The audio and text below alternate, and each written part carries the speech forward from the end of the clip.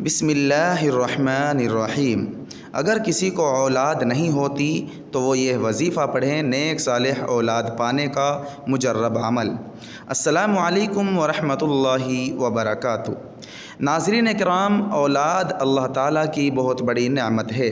ہر شادی شدہ میاں بیوی کی یہ خواہش ہوتی ہے کہ ان کے گھر میں نیک صالح اولاد اور فرمانبردار اولاد پیدا ہو، جو ان کے لیے دنیا اور آخرت دونوں میں خوشی کا سبب بنے۔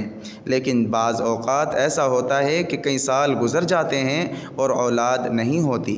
میاں بیوی پریشان رہتے ہیں، دعائیں کرتے رہتے ہیں اور طرح طرح کے علاج بھی کرواتے ہیں۔ ایسے میں انسان کو مایوس نہیں ہونا چاہیے، کیونکہ اللہ تعالیٰ ہر چیز پر قادر ہے۔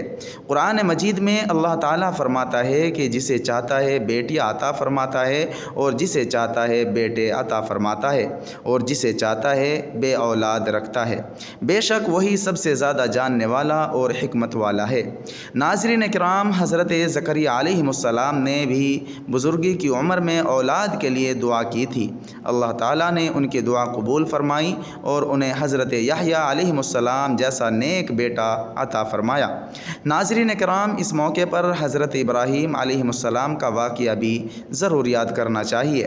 حضرت ابراہیم علیہ السلام نے اپنی زندگی کا ایک بڑا حصہ اللہ تعالیٰ کی راہ میں گزار دیا، لیکن کافی عمر گزر جانے کے باوجود ان کے یہاں اولاد نہیں تھی۔ جب وہ بزرگ ہو چکے تھے تب بھی انہوں نے اللہ تعالیٰ کی رحمت سے امید نہیں چھوڑی۔ انہوں نے اللہ تعالیٰ سے بڑی عاجزی کے ساتھ دعا کی، رب ہب لی من الصالحین۔ ترجمہ: اے میرے رب، مجھے نیک لوگوں میں سے اولاد عطا فرما۔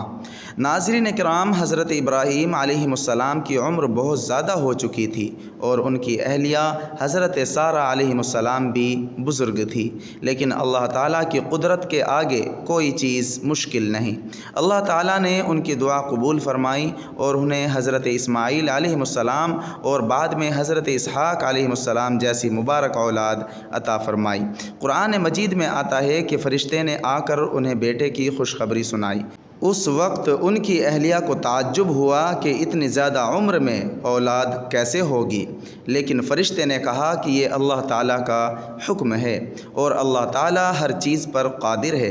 اس واقعے سے ہمیں یہ سبق ملتا ہے کہ چاہے حالات کتنے ہی مشکل کیوں نہ ہو، اللہ تعالیٰ کی رحمت سے کبھی مایوس نہیں ہونا چاہیے۔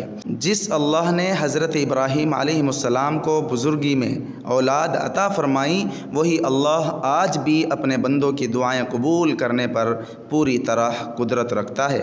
اس لیے جو لوگ اولاد کی نعمت سے محروم ہیں، انہیں صبر، نماز اور اللہ تعالیٰ پر پورا بھروسہ رکھنا چاہیے۔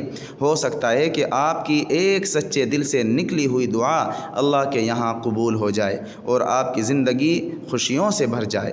آج ہم آپ کو ایک ایسا قرآنی وظیفہ بتا رہے ہیں جسے نیک صالح اولاد کی نیت سے پڑھا جاتا ہے۔ سب سے پہلے وضو کر لیں اور کسی پاک صاف جگہ پر بیٹھ جائیں۔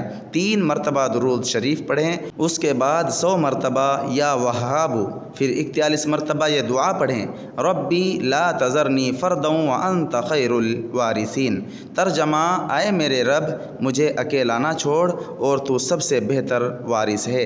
اس کے بعد 11 مرتبہ درود شریف پڑھیں اور اللہ تعالیٰ سے رو رو کر دل کی گہرائیوں سے دعا کریں کہ یا اللہ، مجھے نیک صالح، دیندار اور فرمانبردار اولاد عطا فرما۔